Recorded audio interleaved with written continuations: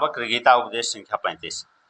जनक जी कहते हैं कि अनेक जन्मों में मनुष्य और पशु आदि के जितने भाव अर्थात जन्म होते हैं, उनको जो सुख दुखादि प्राप्त होते हैं वे सब अनित्य हैं। ऐसा बहुत स्थलों में देखा जाता है, क्योंकि संसार में सब देहधारियों को दुख सुख बराबर बने रहते हैं। कोई भी ऐसा देहधारी संसार में नहीं है जो सदैव सुखी रहे, किंतु यत किंचित काल सुख और बहुत काल दुख रहता है। प्रथम तो जन्म काल का दुख, फिर बाल्यावस्था में अनेक प्रकार के रोग आदिकों करके जन्य दुख होता है, फिर स्त्री पुत्रादिकों में मोह में से दुख के समूह उत्पन्न होते हैं, फिर वृद्धावस्था तो दुखों की खान ही है। अनेक प्रकार के विषय जन्य सुख दुखादिकों को अनित्य जानकर और उनके हेतु जो शुभाशुभ कर्म हैं उनका त्याग करके अपने आत्मानंद में स्थित हूँ। अब जनक जी अपने शांत चतुष्टय को कहते हैं, जो पुरुष स्वभाव से विषयों में शून्य चित्त वाला है, अर्थात अपने स्वभाव से चित्त के धर्म जो विषयों में राग द्वेष है उनमें जो रहित है और प्रारब्ध कर्मों के वशीभूत होकर विषयों का चिंतन भी करता है और भोगता भी है, उसको हानि लाभ कुछ नहीं है। जैसे निद्रा के वश जो पुरुष शून्य चित्त होकर सो रहा है, उसको किसी पुरुष ने जगाकर उससे कहा कि तू इस काम को कर, वह जाकर उस काम को तो करता है परंतु अपनी इच्छा के अनुसार नहीं करता है, किंतु दूसरे पुरुष की प्रेरणा से वह काम करता है। जनक जी कहते हैं कि विषयों की भावना से शून्य चित्त वाला मैं हूँ। मुझ पूर्णात्मदर्शी को जब विषय भोगों की इच्छा नष्ट हो गई है, तब मेरा धन कहाँ है, मेरे मित्र कहाँ हैं, शास्त्र का अभ्यास कहाँ है और निधिध्यासनादि कहाँ है।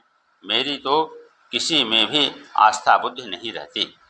देह और इंद्रियों का साक्षी पुरुष त्वम पद का अर्थ है और तत् का अर्थ जो परमात्मा ईश्वर है। इन दोनों के लक्ष्यार्थ चेतना का तत्त्वमसि महावाक्य और भागत त्याग लक्षणा से साक्षात्कार करके करने से और बंध मोक्ष में भी इच्छा के अभाव होने से मुक्ति के निमित्त भी विद्वान को कोई चिंता बाकी नहीं रहती।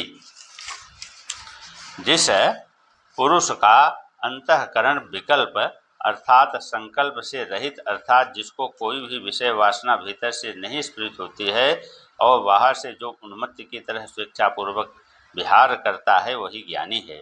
उसको ज्ञानी पुरुष ही जानता है, दूसरा अज्ञानी पुरुष नहीं जान सकता है। अष्टावक्र जी जनक जी की ज्ञान स्थिति के लिए पुनः पुनः उपदेश करते हैं, क्योंकि छांदोग्य उपनिषद में श्वेत केतु के प्रति श्वेत केतु के पिता ने 9 बार आत्मतत्व का उपदेश किया है। प्रथम ज्ञान के अधिकारी और अनधिकारी को दिखाते हैं। उत्तम बुद्धिमान शिष्य सामान्य उपदेश से आत्मबोध को प्राप्त हो जाता है, अर्थात कृतार्थ हो जाता है। सतयुग में केवल ओंकार के उपदेश से उत्तम शिष्य कृतार्थ हो गए हैं और निकृष्ट बुद्धि वाला शिष्य मरण पर्यंत उपदेश को सुनता रहता है, पर उसको यथार्थ बोध नहीं होता है। जैसे विरोधन को ब्रह्मा ने अनेक बार उपदेश किया तो भी वह बोध को प्राप्त न हुआ। संसार में 3 प्रकार के अधिकारी हैं। एक तो उत्तम अधिकारी है, जिसको एक बार गुरु के मुख से यह वाक्य के श्रवण करने से बोध हो जाता है। दूसरा मध्यम अधिकारी है, जिसको बार बार श्रवण मन आदि के करने से बोध होता है। तीसरा निकृष्ट अधिकारी है, जो चिरकाल तक शास्त्रों का श्रवण और उपासना आदि को करके बोध को प्राप्त होता है। अब बंध और मोक्ष के उपाय को संक्षेप में निरूपित करते हैं। विषयों में जो अनुराग है वही बंध है और विषयों में जो अनुराग का त्याग है वही मोक्ष है। ऐसा कहा भी है, मनुष्यों का मन ही बंध और मोक्ष का कारण है। विषयों में जब मन आसक्त हो जाता है तब वह मन बंध का हेतु होता है। जब विषयों की आसक्ति से रहित होता है तब वही मन मुक्ति का हेतु होता है। अष्टावक्र जी कहते हैं कि हे जनक, इतना ही बंध मोक्ष का विशेष ज्ञान है।